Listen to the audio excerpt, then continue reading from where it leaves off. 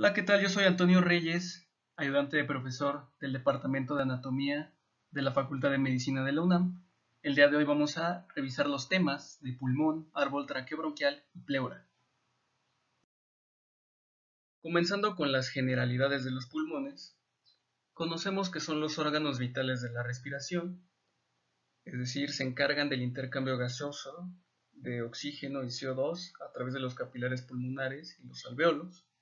También desempeñan funciones importantes como el equilibrio ácido-base y funciones que tienen que ver con la tensión arterial. Es decir, aquí se produce la enzima convertidora de angiotensina, que es una enzima muy importante para regular la tensión arterial en situaciones de hipovolemia o que se necesite que el flujo sanguíneo se conserve lo más posible en el cuerpo humano. ¿Okay?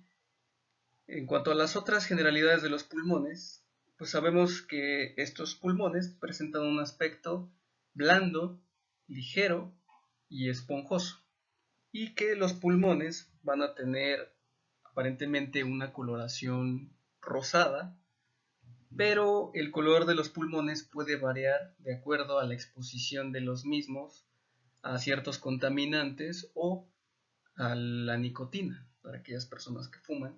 Entonces estos pulmones van perdiendo ese color y se van haciendo un poco más oscuros. Y los pulmones se van a encontrar situados en las cavidades pulmonares derecha e izquierda. Es decir, se encuentran lateral al mediastino y a los órganos que se encuentran dentro del mediastino, como lo es el corazón, algunos grandes vasos, nervios, etc. Aquí tenemos una vista un poco más general de los pulmones. Cabe destacar que los pulmones van a estar cubiertos de una membrana serosa, la cual conocemos con el nombre de pleura. De esta pleura vamos a hablar un poco más adelante, pero tenemos que conocer que los pulmones se encuentran cubiertos de ella. No se encuentran dentro de la pleura, sino que se encuentran rodeados nada más, y de esto vamos a hablar un poco más adelante. Comenzando con la configuración externa de los pulmones, pues tenemos dos pulmones, un pulmón derecho y un pulmón izquierdo. En cuanto a sus generalidades, sabemos que los pulmones poseen una base que está bastante relacionada con el diafragma y un vértice. Este vértice es superior, suele ser superior a la primera costilla.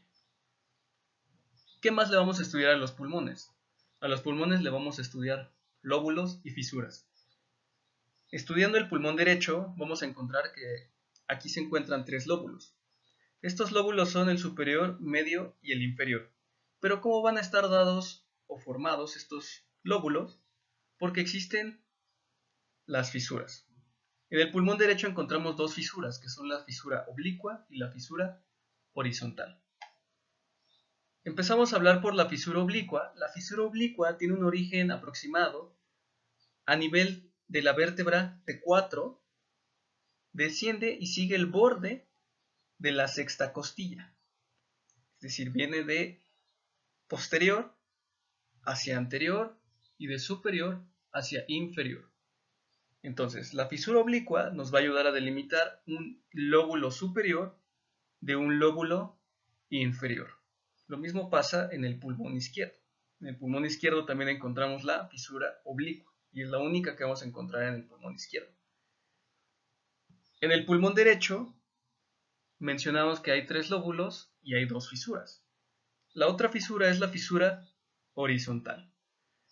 Esta fisura horizontal va a seguir el trayecto del cuarto espacio intercostal, es decir, este espacio que se encuentra entre la cuarta y la quinta costilla. Entonces, es importante conocer la proyección de las fisuras porque esto nos va a ayudar a saber a la auscultación qué lóbulo se está escuchando, qué lóbulo pulmonar se está escuchando.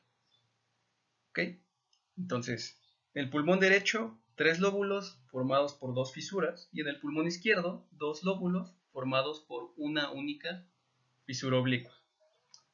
¿Qué otras estructuras va a presentar el pulmón izquierdo? El pulmón izquierdo va a presentar una incisura cardíaca, que esta incisura cardíaca normalmente va a estar ocupada por el corazón, así como un repliegue de pulmón que se le conoce como la língula. Y la língula corresponde al lóbulo superior del pulmón izquierdo.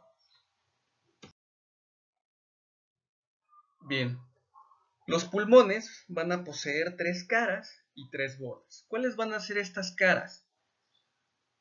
Las caras de los pulmones va a ser una cara costal que va a estar en relación con las costillas, como su nombre lo indica. Una cara mediastínica, que es la que va a estar en relación con el mediastino, y una cara diafragmática, que es la que va a estar en contacto y en relación con el diafragma. Al igual que al pulmón se le estudian 3 caras, también le vamos a estudiar 3 bordes. Estos bordes los encontramos delimitados con estos colores que observamos aquí en esta imagen del pulmón. Posee un borde anterior, que es el sitio en donde se junta la porción más anterior de la cara costal con la porción más anterior de la cara mediastínica. Este es el borde anterior. El borde posterior se encuentra formado por la porción más posterior de la cara costal y la porción más posterior de la cara mediastínica. Y el borde inferior básicamente nos va a delimitar tanto la cara mediastínica y costal con la cara diafragmática del pulmón. ¿Okay? Muy bien, ¿qué más le vamos a estudiar al pulmón, sobre todo en la cara mediastínica? El pulmón va a presentar una raíz pulmonar, también conocida como pedículo pulmonar. ¿Cómo va a estar formado este pedículo o raíz pulmonar? Va a estar formado por una arteria pulmonar, 2 venas pulmonares, un bronquio principal, ya sea el bronquio derecho o el bronquio izquierdo, vasos bronquiales que le van a dar irrigación y drenaje venoso a los bronquios, plexos nerviosos pulmonares y vasos linfáticos, es decir, son las estructuras que van a entrar y salir de los pulmones. ¿Okay? Estas estructuras de la raíz pulmonar o pedículo pulmonar van a entrar al pulmón por un espacio delimitado por las pleuras, al cual se le conoce como hilio pulmonar. Al hablar de las pleuras me refiero a que la pleura se divide en una pleura visceral y una pleura parietal, que más adelante vamos a hablar un poco de ella, de esta pleura. Pero cabe destacar que el sitio donde se juntan ambas pleuras, tanto la pleura visceral como la parietal, va a ser en el hilio pulmonar, formando el ligamento pulmonar. Que este ligamento pulmonar va a ser un repliegue de pleura que se va a fijar al mediastino. Entonces, va a ser importante conocer la distribución de la raíz pulmonar en el hilio pulmonar. Entonces, si hacemos una analogía, el hilio es el espacio por donde entra la raíz o el pedículo pulmonar. Bien, entonces vamos a estudiar la cara mediastínica y las impresiones del pulmón derecho. ¿Sí?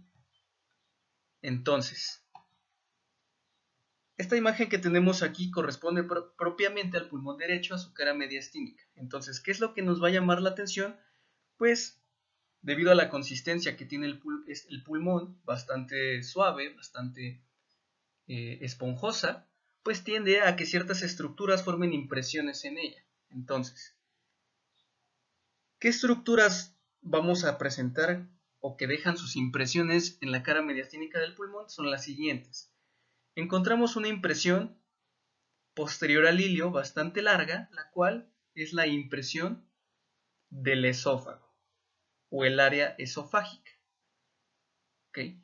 Vamos a encontrar la impresión de una vena que va ascendiendo a nivel de la cara mediastínica del pulmón y a nivel de T4 superior al hilio se va a montar en el bronquio principal derecho y va a dejar su impresión. Esta es la impresión o el surco que deja la vena ácidos o el arco de la vena ácidos. También vamos a encontrar aquí las impresiones de la vena brachiocefálica y de la vena cava superior.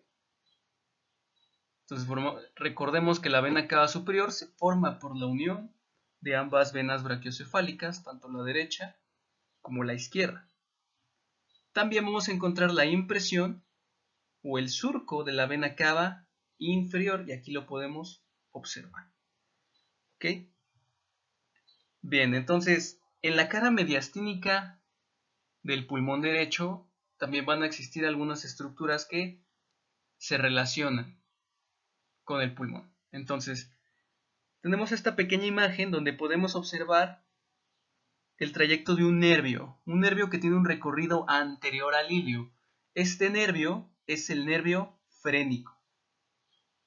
Y el nervio que tiene un recorrido posterior al ilio es el nervio vago. ¿Ok? Entonces, aquí también va a ser importante estudiar el ilio pulmonar. Ya sabemos, el ilio pulmonar es el que recibe al pedículo pulmonar y tenemos que saber la disposición de estas estructuras que entran al ilio. Entonces, las venas van a tener una ubicación en el ilio antero-inferior. Es decir, van a ser anteriores e inferiores.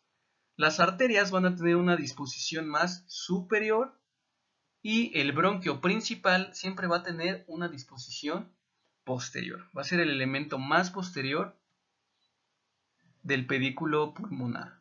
¿Sale? Aquí tenemos un zoom donde podemos observar estas estructuras ya mencionadas ahorita.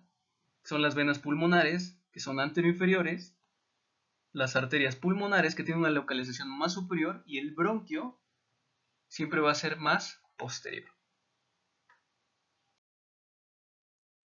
Bien, aquí tenemos una vista de las caras mediastínicas, donde se ejemplifica muy bien la entrada y salida de las estructuras que forman el pedículo pulmonar en el ilio pulmonar.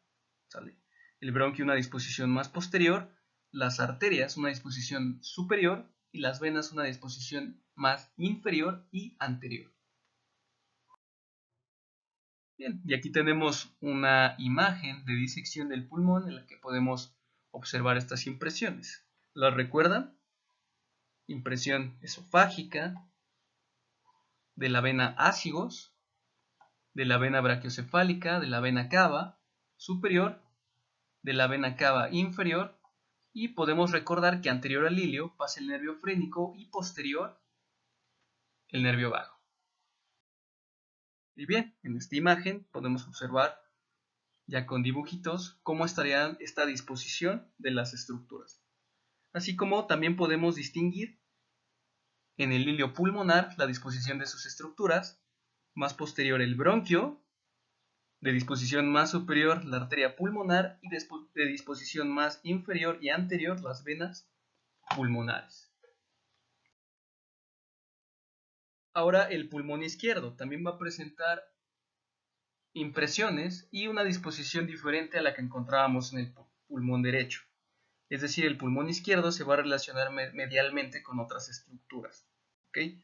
Entonces, esta cara es un poco más sencilla. Aquí lo que nos podemos fijar más para relacionar las estructuras que se encuentran aquí, pues es que el pulmón izquierdo se relaciona con el corazón y con la principal arteria del cuerpo humano, que es la aorta. Bien, entonces el pulmón izquierdo presenta toda esta gran impresión, que es la impresión cardíaca, que es donde va a estar el corazón, sobre todo relacionándose su ventrículo izquierdo y parte del atrio izquierdo. Presentamos el surco del arco aórtico, así como el surco de la aorta descendente o la aorta torácica. Anteriormente a la impresión del surco de la aorta descendente, encontramos un pequeño surco, un pequeño espacio donde podemos observar una leve impresión que deja el esófago. Recordemos que el pulmón derecho en su totalidad presenta solo la impresión del esófago, y el pulmón izquierdo presenta la impresión de la aorta, tanto del arco como de la aorta descendente, y solo una pequeña porción anterior a la aorta descendente, que correspondería al esófago. Aquí encontramos el surco de la arteria subclavia, así como un pequeño surco que correspondería a la primera costilla. Entonces, ¿cómo podemos recordar de una manera un poco más sencilla las impresiones de las caras mediastínicas?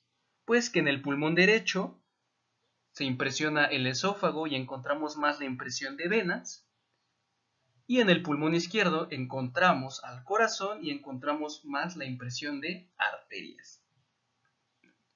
Bien, entonces, lo que les comentaba, aquí también el pulmón izquierdo presenta su pedículo en el ilio y la disposición básicamente no va a cambiar, va a ser la misma, con el bronquio el elemento más posterior, las venas anteriores e inferiores y la arteria pulmonar de una localización superior. ¿Qué otra pequeña relación puede tener el pulmón izquierdo? Pues que en el vértice presenta una pequeña área para la tráquea y el esófago. También se va a relacionar el vértice con el conducto torácico, solo que este casi no deja impresión en el pulmón izquierdo, así como la misma disposición que encontrábamos en el pulmón derecho del nervio frénico anterior al ilio y el nervio vago de una localización más superior y posterior. Bien, aquí encontramos la cara mediastínica con las impresiones del pulmón izquierdo. ¿Las recuerdan? La impresión cardíaca, el surco del arco aórtico, el surco de la aorta descendente, surco esofágico, surco de la arteria subclavia, que encontraremos como otros elementos el vértice, impresión en la cara posterior del pulmón que dejan los cuerpos vertebrales, la cara diafragmática y la língula. Recuerden que la língula corresponde al lóbulo superior del pulmón izquierdo, así como también encontramos los elementos del hilio pulmonar. Y aquí en esta imagen los podemos observar un poco mejor. Aquí encontramos de manera esquemática el recorrido del arco aórtico con la aorta descendente, el esófago, los recorridos del nervio vago y el nervio frénico, así como la disposición de las estructuras del pedículo, superiormente la arteria pulmonar, anteroinferior las venas pulmonares y en la porción más posterior el bronquio. De este modo pasamos a estudiar la estructura del árbol traqueobronquial. Este árbol traqueobronquial inicia desde los cartílagos laringeos, seguido de la tráquea. La tráquea, que está formada aproximadamente entre 15 y 20 anillos cartilaginosos en forma de C o de una letra U. No están completamente cerrados. Y ya sabemos que la tráquea posteriormente se relaciona con el esófago. Bien, la tráquea a nivel de T4 se va a bifurcar en una estructura que se le conoce como la carina. Entonces, esta estructura que estoy señalando aquí es la carina traqueal y se bifurca dando origen a un bronquio principal derecho y a un bronquio principal izquierdo. ¿Qué características van a tener estos bronquios? Bien, el bronquio principal derecho va a ser más ancho, va a ser más corto y va a ser más vertical. Y el bronquio principal izquierdo va a ser más largo y va a ser más horizontal. Entonces, ¿qué importancia tiene esto?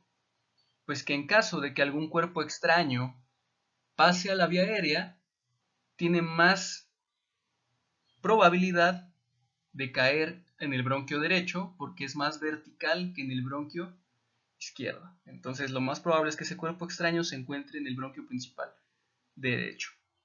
¿Ok? Entonces, ¿cómo se puede recordar la disposición de los bronquios de una manera un poco más sencilla, pues tendría esta más o menos, no precisamente esta disposición, pero recuerda si pondríamos la mano en el pecho de esta manera.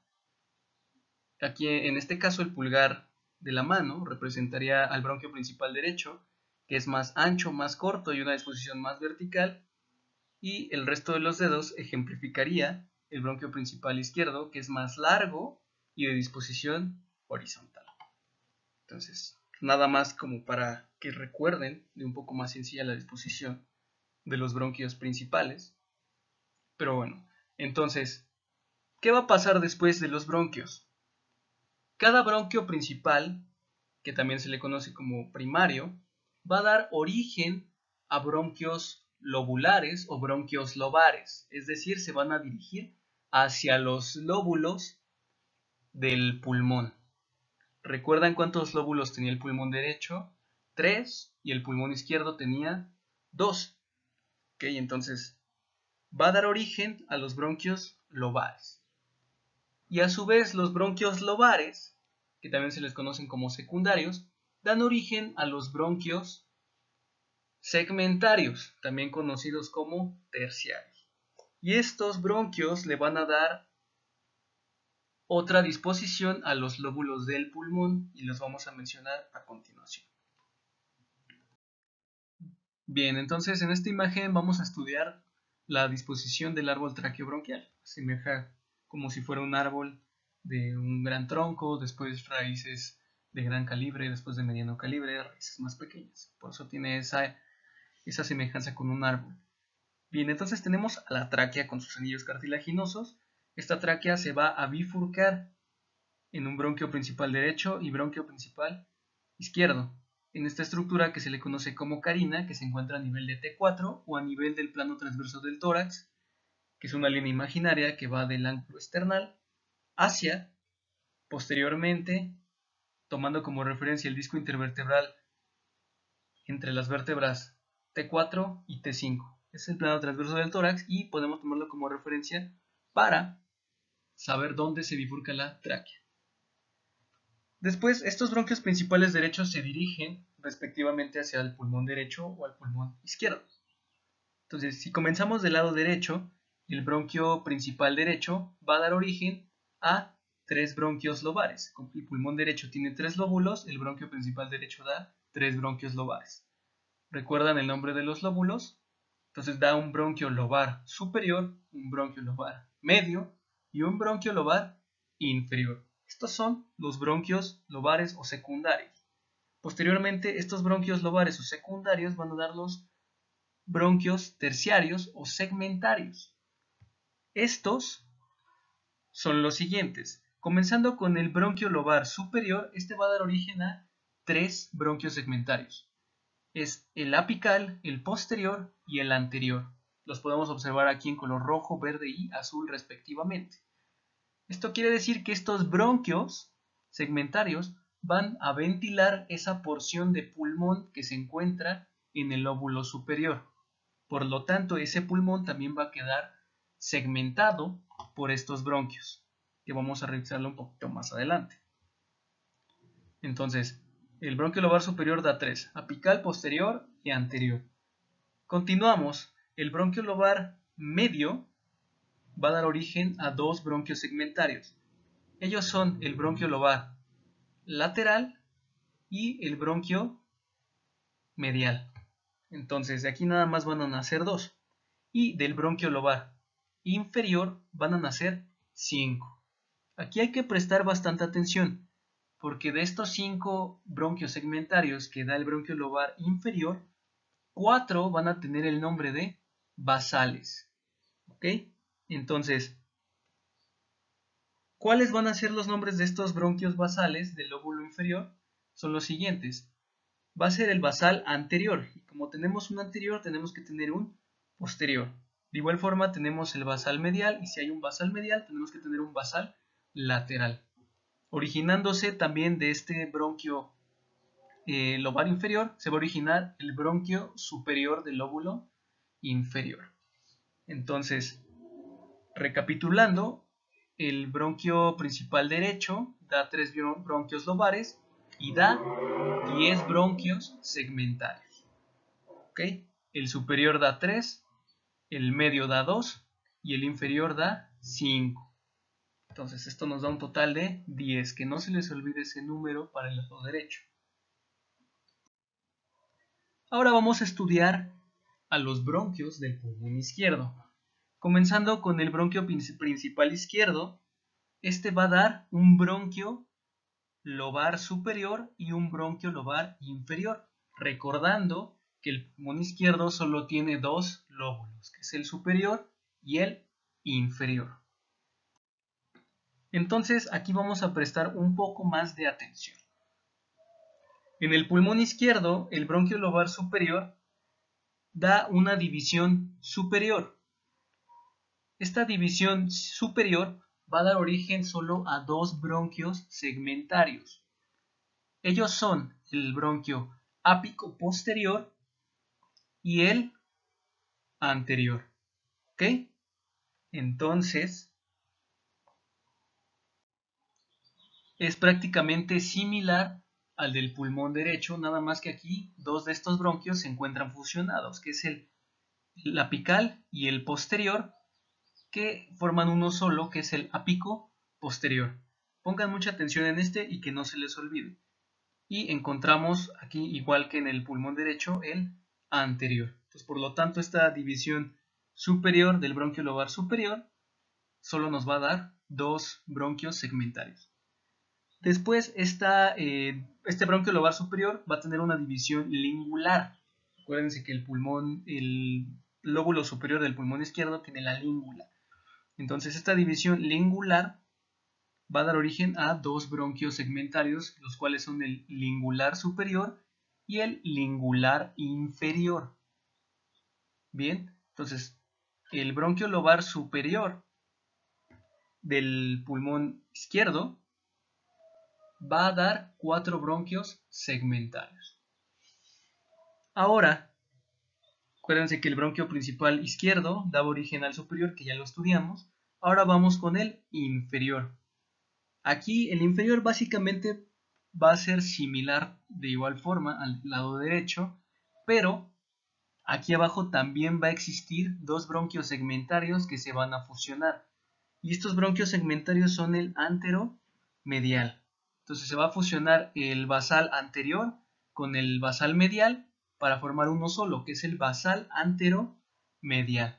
Entonces, al igual que el ápico posterior, que no se les olvide el basal anteromedial. Muy bien. Y los otros prácticamente son los mismos. Basal lateral, basal posterior y el superior del lóbulo del bronquio lobar inferior. De esta forma, los bronquios segmentarios que quedan del lado izquierdo, en el pulmón izquierdo, solo son 8, debido a la fusión que tienen estos 4 bronquios.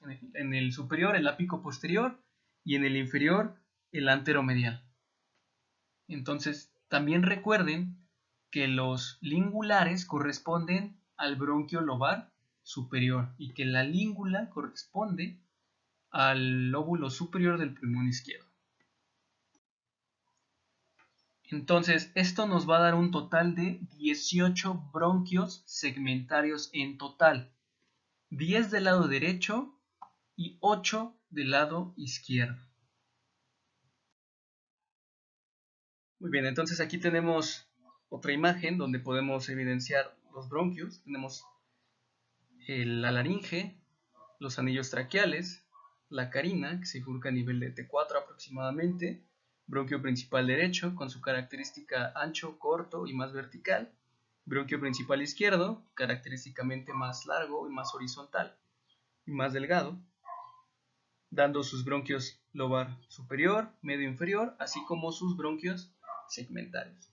Entonces, aquí les dejo una tabla de cuál es la división de los lóbulos y qué bronquios segmentarios da, así como su numeración, que la pueden observar en esta imagen que se encuentra del lado izquierdo.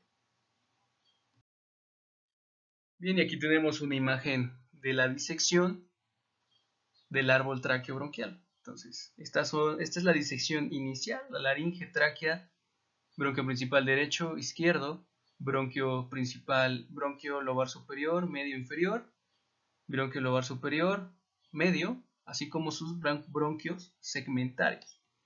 Bueno, esta ya es una disección un poco más, con más familias de bronquios segmentarios. Aproximadamente son entre 23 a 25 generaciones de bronquios que continúan después de los bronquios segmentarios. Bien, entonces recuerden lo que les mencionaba anteriormente. Tenemos segmentos broncopulmonares. Esto quiere decir que cada bronquio segmentario abastece a los segmentos broncopulmonares. Es decir, recuerdan que en el pulmón derecho existía el apical, el posterior y el anterior, pues el lóbulo superior del pulmón derecho adquiere esta configuración: un segmento broncopulmonar apical, posterior y anterior. El lóbulo medio representa un segmento broncopulmonar lateral y un medial, y el inferior representa a los segmentos superior y los basales, que es el basal anterior, posterior, basal lateral y medial. Entonces, son segmentos del pulmón de forma piramidal, con sus vértices orientados hacia la raíz del pulmón y sus bases hacia la superficie pleural. ¿Vale? Entonces, basta con decir que estos bronquios abastecen de aire, de sangre, a estos segmentos pulmonares, y por eso los pulmones adquieren esta disposición. Bien, aquí tenemos ahora una vista de la cara medial con la misma distribución de los segmentos broncopulmonares. Bueno, son las subdivisiones más grandes de un lóbulo. Entonces, lóbulo superior tendría 3 divisiones: la apical, la posterior y la anterior, y así sucesivamente con el bronquio, con el lóbulo medio y con el lóbulo inferior, hablando del pulmón derecho, y así sucesivamente hablando del pulmón izquierdo, con su lóbulo superior y su lóbulo inferior. ¿Ok? Entonces, ¿qué otra característica van a tener estos segmentos broncopulmonares? Que están abastecidos independientemente por un bronquio segmentario y una rama terciaria de la arteria pulmonar. Ahorita que veamos la irrigación de los pulmones, vamos a ver que básicamente las arterias bronquiales y las arterias pulmonares van a seguir la disposición de los bronquios. ¿Okay? Aquí tenemos una imagen más de cómo es la segmentación de los lóbulos en el pulmón. Bien, llegamos al final de la vía respiratoria. Como ya habíamos mencionado, después de los bronquios segmentarios, que son la tercera generación de bronquios, da aproximadamente entre 20 y 25 generaciones de ramificaciones. ¿Okay? Estas, los que siguen de los bronquios segmentarios, se le conocen como bronquiolos de conducción, que van a dar a los bronquiolos terminales. Y estos bronquiolos terminales van a dar a los bronquiolos respiratorios, y estos a su vez van a formar los conductos alveolares, los sacos alveolares y los alveolos propiamente dicho, y estos alveolos van a estar en contacto con los capilares, tanto con las arterias y las venas, para que se pueda dar esta difusión de oxígeno, que entre el oxígeno a los capilares y este salga de los capilares hacia los alveolos en forma de CO2. ¿Ok? Bien, entonces hasta aquí vamos a dejar la anatomía, lo que correspondería a la anatomía de la vía respiratoria. ¿Ok? Bien, entonces llegamos a la vascularización del pulmón. Para hablar de la vascularización del pulmón, tenemos que conocer que tiene doble irrigación. Tiene una irrigación funcional, que está dada por las arterias y las venas pulmonares. Se llama funcional porque recuerden que la función del pulmón es oxigenar la sangre. Entonces, la función del pulmón va a estar dada por las arterias y venas pulmonares propiamente dicha, y su irrigación nutricia, es decir, donde todo este parénquima pulmonar va a recibir los nutrientes para funcionar, va a estar dado por las arterias bronquiales. Comenzando con la irrigación funcional, pues tenemos que hablar un poco acerca de la circulación pulmonar. Entonces, recordemos que la sangre oxigenada sale del ventrículo izquierdo a través de la aorta y se reparte a todo el cuerpo. Finalmente, toda esa sangre, una vez que llega a los tejidos, regresa a través de las venas, pero ya llega sangre desoxigenada. Entonces, esta sangre llega al corazón, al atrio derecho, a través de la vena cava superior, que es aquí donde drena la sangre desoxigenada, por así decirlo, de la cabeza y de los miembros superiores, y en la vena cava inferior, donde drena la sangre de las extremidades inferiores, abdomen, pelvis y tórax. ¿Ok? Entonces, toda la sangre desoxigenada llega al atrio derecho. Del atrio derecho pasa al ventrículo derecho a través de la válvula tricúspide. Del ventrículo derecho sale la sangre a través de la arteria pulmonar. Por eso la arteria pulmonar está aquí ilustrada en morado, porque lleva sangre desoxigenada. ¿Ok? Entonces, la arteria pulmonar da una arteria pulmonar izquierda y una arteria pulmonar derecha. Y se bifurca igual este tronco de la arteria pulmonar más o menos al nivel de T4. Entonces, toda esta sangre va siguiendo a los bronquios para que deje el oxígeno y la sangre oxigenada regrese al corazón a través de las venas pulmonares. Recordemos que tenemos dos venas pulmonares en cada pulmón, dos derechas y dos izquierdas, y estas venas pulmonares que ya traen oxígeno van a llegar al atrio izquierdo. Del atrio izquierdo van a pasar al ventrículo izquierdo a través de la válvula mitral y va a salir esta sangre ya oxigenada a través de la aorta. Muy bien, entonces, como ya les mencioné, la arteria pulmonar sigue al árbol bronquial, se bifurca a nivel del plano transversal del tórax, ¿ok? Y básicamente esta es la distribución de la arteria. Entonces, la arteria pulmonar pues va a dar un tronco principal derecho que va a dar una arteria lobar superior, una arteria lobar media y una arteria lobar inferior, y esta a su vez va a dar una arteria apical, posterior, anterior, lateral, medial, basal y superiores. Como siguiendo la distribución de los bronquios, a eso se refiere con que sigue el árbol bronquial. Muy bien, las venas, estas son un poco distintas. Las venas inician las pequeñas venas intersegmentarias. Estas venas intersegmentarias van a drenar o van a formar a las venas lobares. La vena lobar superior, ¿ok? Y una vena lobar inferior. Entonces estas venas lobares van a formar las venas pulmonares. Y estas venas pulmonares del lado derecho son la superior y la inferior, y del lado izquierdo también va a ser lo mismo. Todas estas venas lobares van a formar las venas pulmonares, solo van a formar dos venas, la superior y la inferior izquierda. En el pulmón derecho pasa una situación que la vena lobar media es tributaria de la vena lobar superior. ¿Ok? Entonces, de esta manera tenemos la irrigación funcional que está dada por la arteria pulmonar y las venas pulmonares. Recuerden que tenemos dos venas pulmonares en cada pulmón.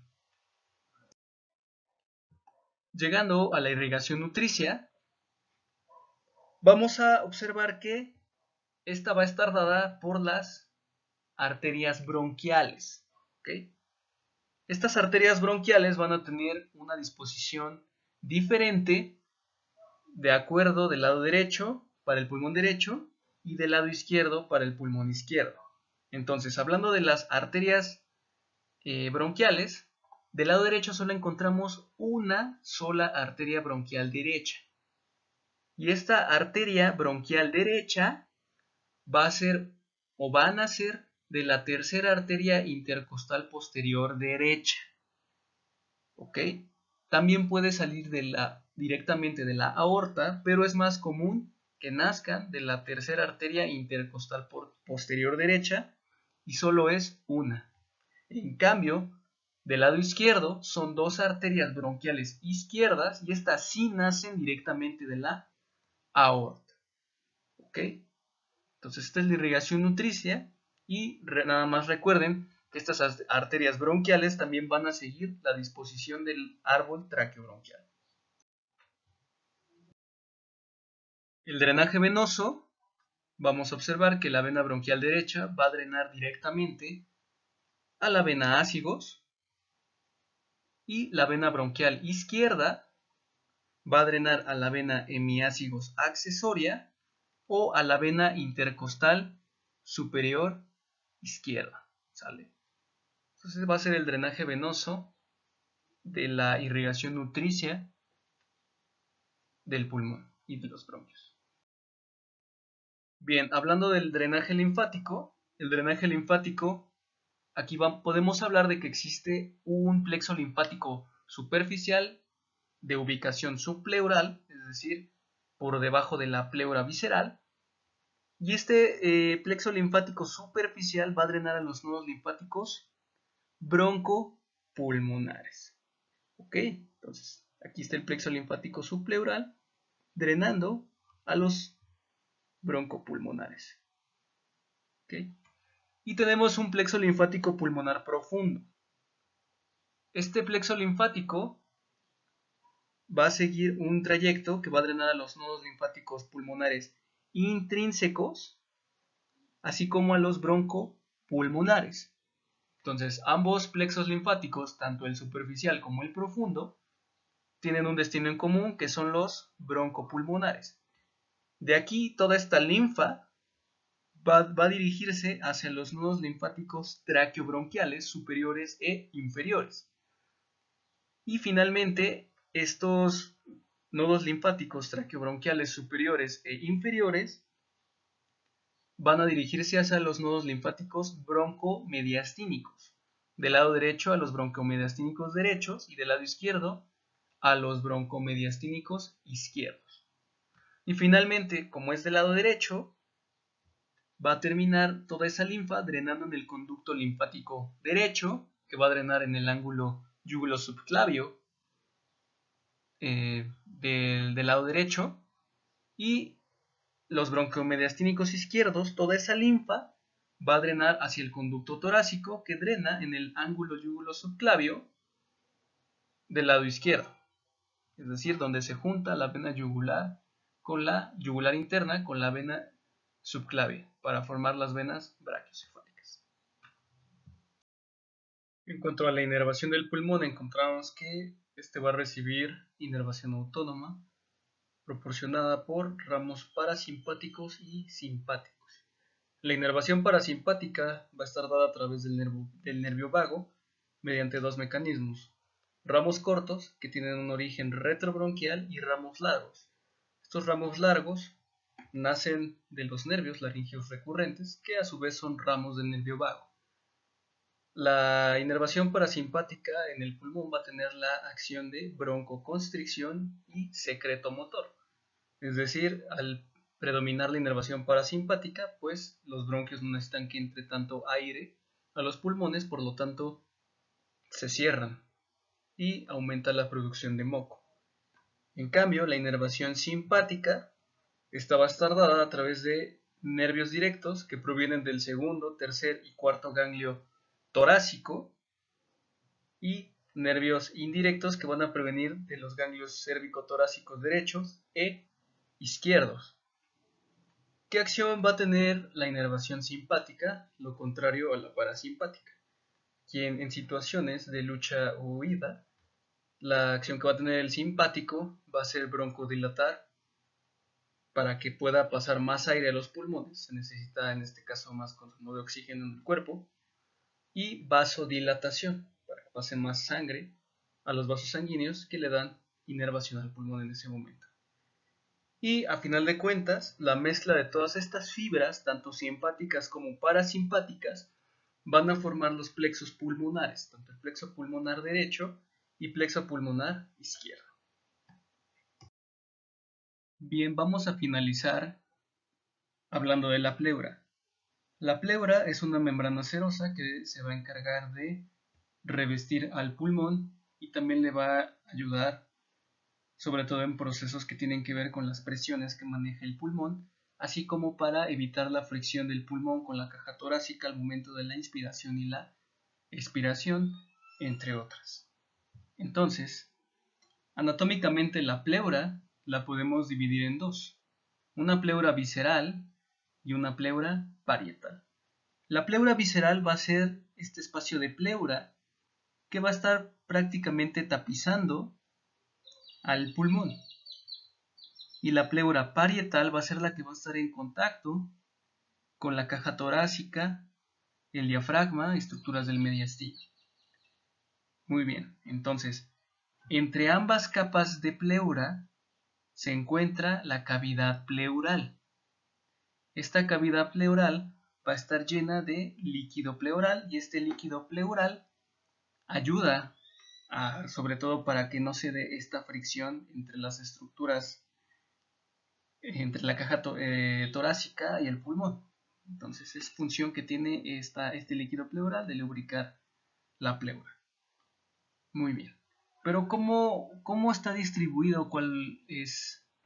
¿Cómo va a estar formado o cómo se va a dar esta relación entre el pulmón y la pleura?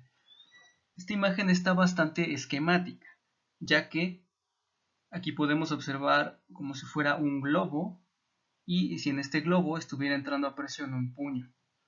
Entonces el puño ejemplificaría el pulmón y el globo ejemplificaría la pleura. Entonces el puño, una parte del puño va a estar en contacto con la pleura. Entonces esta porción que en este caso es el globo, que está en contacto con el puño, correspondería a la pleura visceral. ¿Ok? Después esta pleura visceral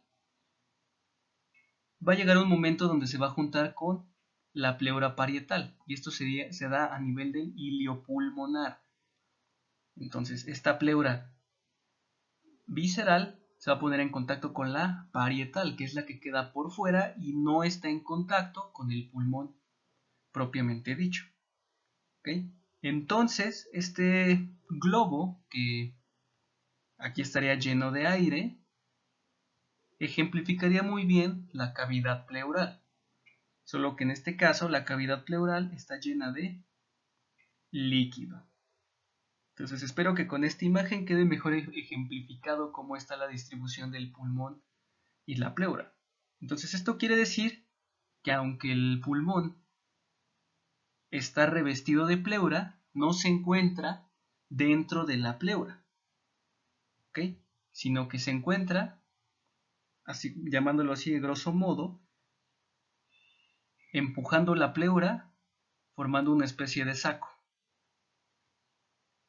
Y este sitio del hilio pulmonar es donde se juntan ambas pleuras, tanto la pleura visceral como la pleura parietal, y ahí se forma el ligamento pulmonar. Primero el manguito pulmonar y después el ligamento pulmonar. Este ligamento pulmonar sobre todo se va a fijar hacia el mediastino. ¿Okay? Bien, espero que haya quedado claro cómo es esta distribución de la pleura con el pulmón. Entonces cabe destacar que normalmente en un cadáver es muy difícil separar estas pleuras, porque básicamente son láminas bastante delgaditas que están en contacto con el pulmón y prácticamente es complicado distinguir una de otra. Pero, como les menciono nuevamente, esta imagen es bastante clara. Bien, entonces, hablando un poco más acerca de la pleura, ya vimos su capa visceral, que es la que está en contacto con el pulmón. Vamos a estudiar la pleura parietal.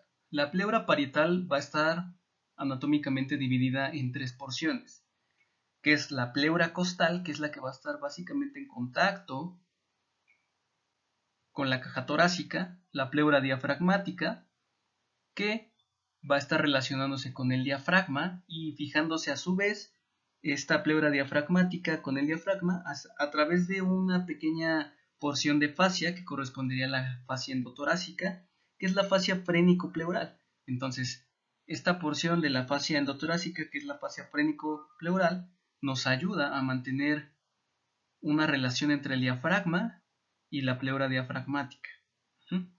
Y la que está con relación hacia el mediastino, pues se denomina pleura mediastínica. Algo prácticamente igual que las caras del pulmón. Una cara costal, una cara diafragmática y una cara mediastínica. Pero recuerden que el pulmón, su vértice, suele sobrepasar la primera costilla. Entonces, por lo tanto, queda una porción de pleura que queda por fuera de la caja torácica y esa porción de pleura se le conoce como pleura cervical. Muy bien. Entonces, aquí en esta imagen también podemos ver bien esquematizado con colores esta distribución de las pleuras, de las porciones de la pleura parietal. Y si ustedes aquí pueden observar, encontramos la pleura visceral, parietal y entre las dos, cavidad pleural, con el líquido pleural. Es importante también conocer que la pleura presenta líneas de reflexión. Esto quiere decir los lugares o la manera en la que la pleura se va a insertar o va a tener su disposición en la caja torácica. Esto refiriéndonos sobre todo a la pleura parietal. ¿Okay? Entonces la pleura parietal podemos observar aquí en rojo en esta imagen su recorrido. Cómo desciende posterior al esternón y del proceso sifoides hacia abajo siguiendo el reborde costal, la séptima, la octava, la novena y la décima costilla de medial hacia lateral y después se va hacia atrás y aquí en pequeñas líneas punteadas podemos observar su trayecto hasta T10, T12 y de T12 volver a ascender. ¿Okay? Esta va a ser la disposición que va a tener la pleura parietal en la caja torácica. Si lo podemos observar va a ser un poquito distinta la del lado derecho a la del lado izquierdo. Normalmente en la pleura parietal del lado izquierdo van descendiendo aparentemente juntas a la mitad del cuerpo del esternón.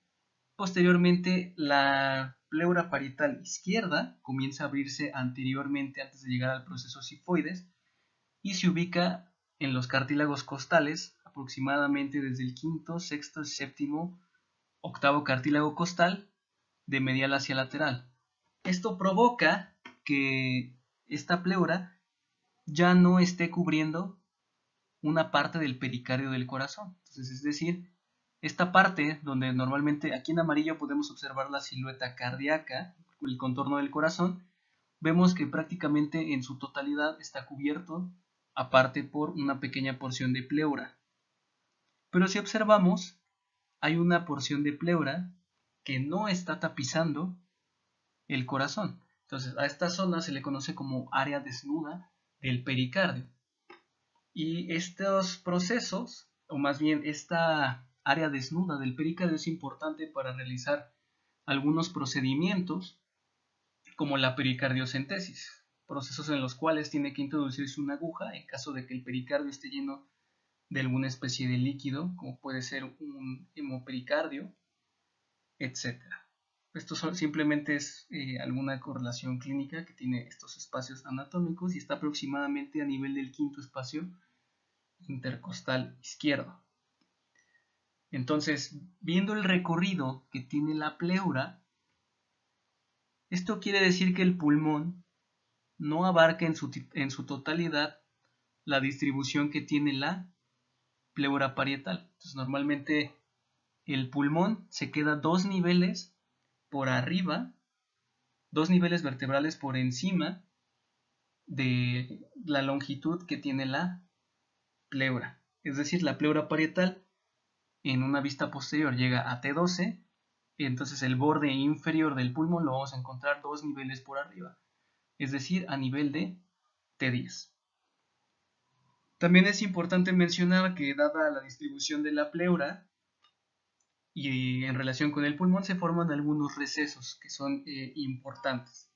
¿Sale? Estos recesos son los recesos costomediastínicos, entre los cuales el costomediastínico, su nombre indica, se encuentra entre las costillas y el mediastino, y los recesos costodiafragmáticos los encontramos sobre todo en relación con las costillas y el diafragma.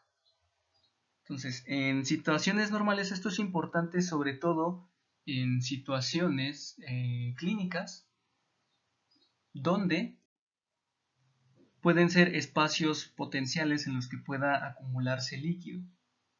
O sea, normalmente hay líquido pleural ahí, pero no tiene que haber tanta acumulación de estos recesos. Entonces, tiene cierta importancia conocer esta relación anatómica entre la pleura y el pulmón. Bien, y entonces aquí tenemos una imagen y un cuadro donde podemos observar las relaciones que va teniendo el pulmón con la pleura con base en diferentes líneas anatómicas que se encargan de dividir al tórax en regiones. Por ejemplo, tenemos que la línea esternal, ubicada a nivel del esternón, la pleura se ubica a nivel de la séptima costilla y el pulmón a nivel de la sexta costilla. Es decir, aquí una relación de una costilla a nivel de la línea medio clavicular. La pleura se encontrará a nivel de la octava costilla y el pulmón se encontrará a nivel de la sexta costilla. A nivel de la línea axilar media, la pleura se encontrará a nivel de la décima costilla y el pulmón a la octava costilla.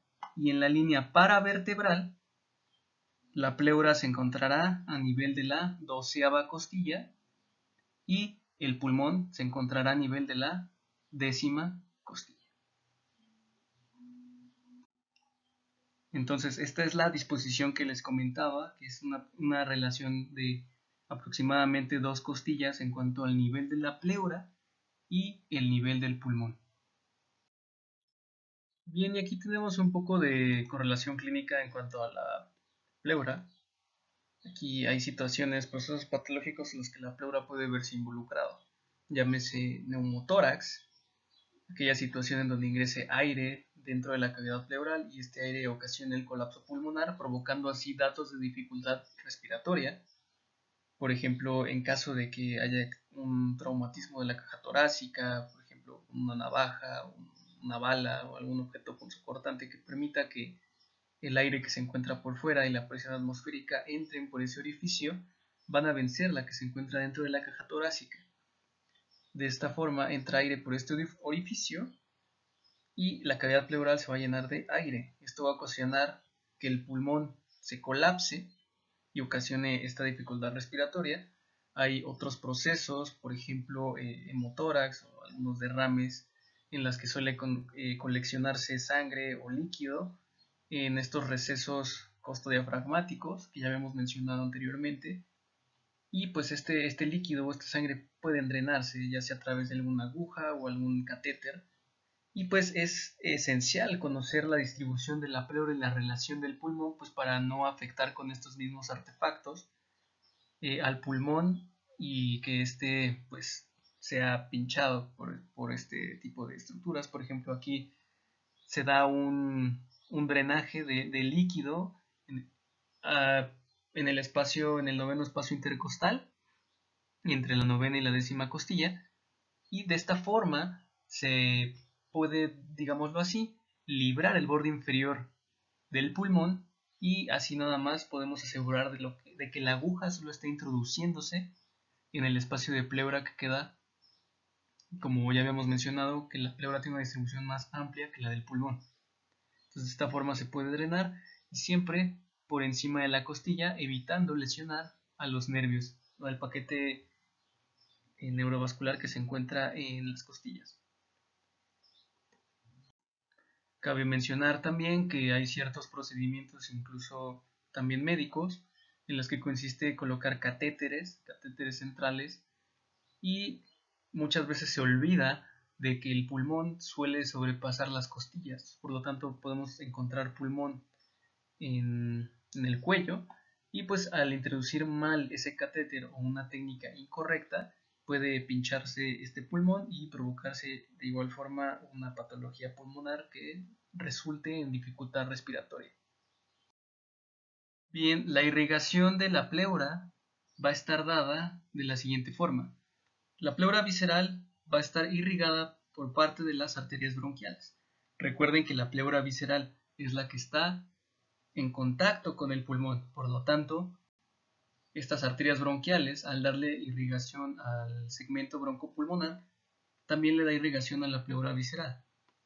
Por otra parte, la pleura parietal va a recibir irrigación a través de las arterias intercostales, las arterias frénicas superiores, que son ramos directos de la aorta, así como ramos mediastínicos de la aorta torácica y de la arteria torácica interna. Esto sobre todo irrigando la porción mediastínica de la pleura. Y el drenaje venoso va a respetar la disposición de las arterias, es decir, va a estar dada por las venas con el mismo nombre que las arterias. La inervación de la pleura la podemos resumir de la siguiente forma. La pleura que se encuentra ubicada en el mediastino y parte central de la pleura diafragmática va a estar inervada por el nervio frénico. No sé si recuerdan la imagen que teníamos anteriormente y la relación del nervio frénico descendiendo anterior al pedículo pulmonar. Entonces esta relación, como va descendiendo el nervio frénico por ahí, pues le va a dar inervación a la pleura que se encuentra del lado del mediastino. Por otra parte, la pleura que se encuentra en contacto con las costillas y una porción de la pleura diafragmática va a estar dada por los nervios intercostales, por esta relación que tiene con las costillas. Y finalmente la pleura visceral va a recibir inervación autónoma, que es la misma que recibieron los bronquios a través del plexo pulmonar. Bien, con esto concluimos la clase del día de hoy. Espero que les sea de mucha utilidad. Aquí les dejo la bibliografía con la que pueden complementar su estudio. Muchas gracias y mucho éxito.